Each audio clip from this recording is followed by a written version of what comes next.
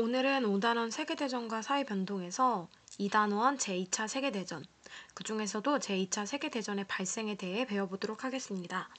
교과서는 196쪽부터 199쪽을 펴면 됩니다.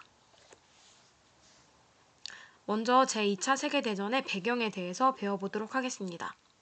우리 이전 시간에 독일이 재무장을 선언하고 국제연맹도 탈퇴했다라는 걸 배웠었죠. 독일은 재무장 선언을 한 다음 오스트리아를 병합하게 됩니다. 또한 체코슬로바키아의 일부 지역까지 요구를 하게 되는데요. 그 지역이 수데티 또는 수데텐이라고도 불리는 주데텐란드에 해당이 됩니다. 하지만 영국과 프랑스는 이전의 1차 세계대전의 그런 혼란으로부터 아직까지도 벗어나지 못한 상태였기 때문에 전쟁만은 막고자 했어요. 그래서 영국과 프랑스는 전쟁을 막고자 독일, 더 이상 너네 이제 여기까지만 줄 테니까 영토를 요구하지 마! 라는 조건으로 이를 수락을 하게 되는데요. 이거를 굉장히 치욕스러운 미넨협정이라고 합니다. 그래서 이 미넨협정을 다룬 영화가 바로 넷플릭스에서 나왔던 미넨 전쟁의 문턱에서라는 영화인데요. 굉장히 괜찮은 영화예요. 그래서 나중에 기회가 된다면 좀 보도록 합시다.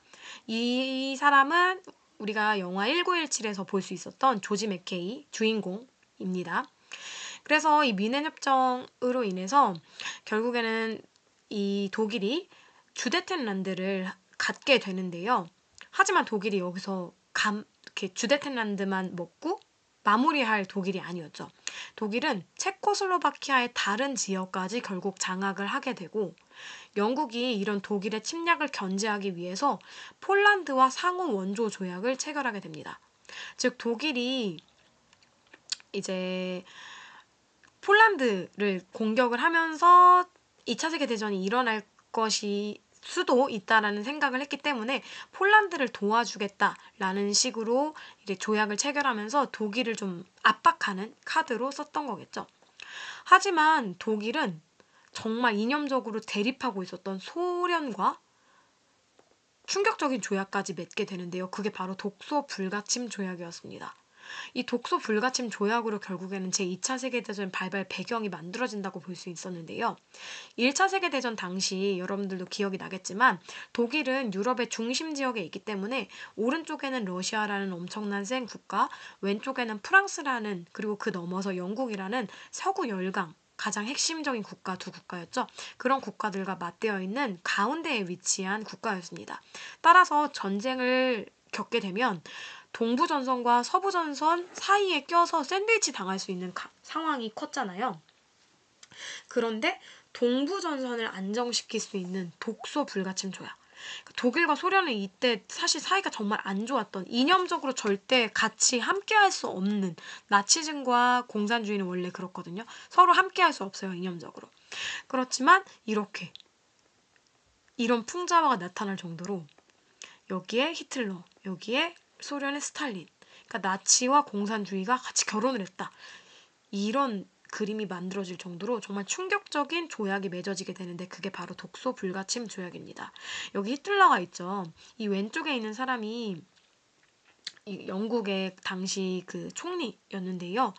이 위넨 협정에서 결국에는 주데텐란드의 합병을 인정을 하면서 독일이 점차 더 영토에 대한 욕구를 대놓고 드러내게 되는 게 바로 결국에는 2차 세계대전으로 이어지게 되는 겁니다.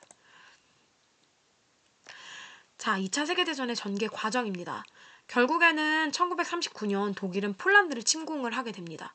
하지만 폴란드와 영국은 상호 원조 조약을 맺어진 상태였죠. 그래서 폴란드 사람들은 영국이 자신들을 당연히 구원을 해줄 거라고 생각을 했어요.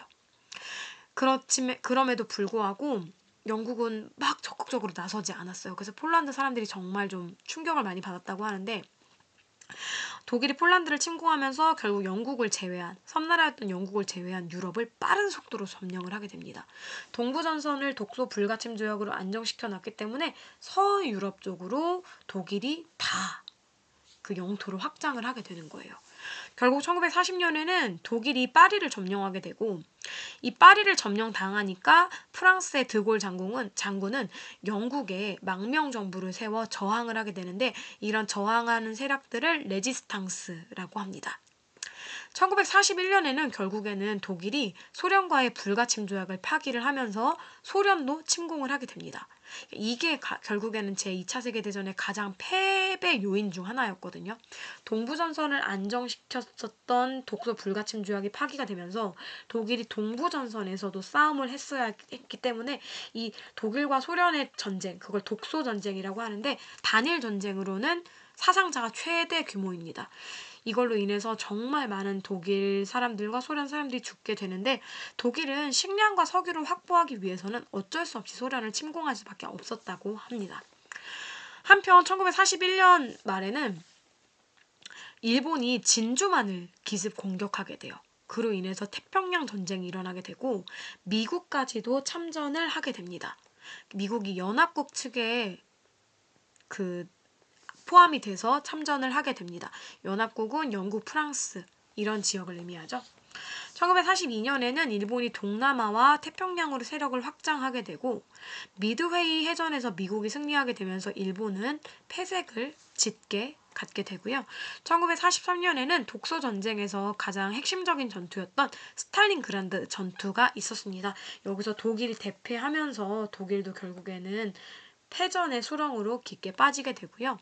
영국과 미국의 연합군이 북아프리카에서 독일군을 격퇴하고 이탈리아의 파시스트 정권을 붕괴시킨 다음 노르망디 상륙작전, 우리나라의 인천 상륙작전처럼요.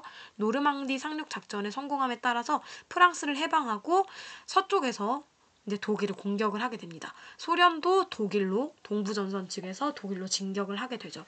결국 1945년 독일은 항복을 하게 되고 그럼에도 불구하고 일본은 전쟁을 포기하지 않고 계속 진행을 했습니다. 그래서 이제 1945년에 히로시마와 나가사키의 원자폭탄이 투하되게 되면서 결국 일본이 무조건 항복을 선언하게 되고 2차 세계대전이 종료되게 됩니다. 네, 제2차 세계대전의 전개 과정이 연표와 사진으로 표현이 되어 있는데요. 독일이 폴란드를 침공하면서 2차 세계대전이 시작이 되었고 독일이 파리를 점령하게 됩니다. 여기 파리에 있는 개선문의 모습이죠. 1941년에는 일본이 진주만을 기습 공격하면서 미국이 연합국 측에 포함이 돼서 전쟁을 치르게 되고 1942년 미드웨이 해전에서 일본이 크게 패배하게 됩니다.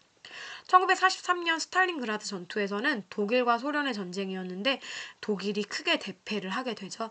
결국 1944년 노르망디 상륙 작전으로 프랑스를 해방시킨 연합군은 독일로 진격을 하게 되고 동부전선에서도 소련이 독일로 진격을 하게 되면서 결국 히틀러가 자살을 하면서 독일은 패배를 선언을 하게 되고요.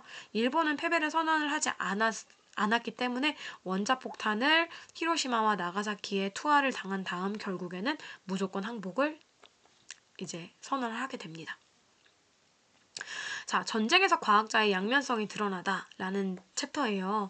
이 사람은 하버인데요. 하버는 이제 식량 생산을 하게 하는데 이바지를 하게 되는데 그게 바로 화학 비료가 원료가 되는 것들을 만드는데 성공을 했기 때문입니다. 하지만 이 하버가 그 발견해낸 것들은 결국에는 1차 세계대전 때 독가스로 이용이 되게 됩니다. 양면성을 보여주는 하버의 발명이고요. 영화로 작년인가 재작년에 만들어졌던 오펜하이머 기억하는 친구들도 있을 거예요. 이 오펜하이머가 원자폭탄을 만들어내게 되는데 원자폭탄은 결국에는 수많은 그 사람들을 살상하는 무기로 이용되게 되죠. 이것도 전쟁의 양면성이라고 볼 수 있습니다. 오늘은 여기까지 하겠습니다.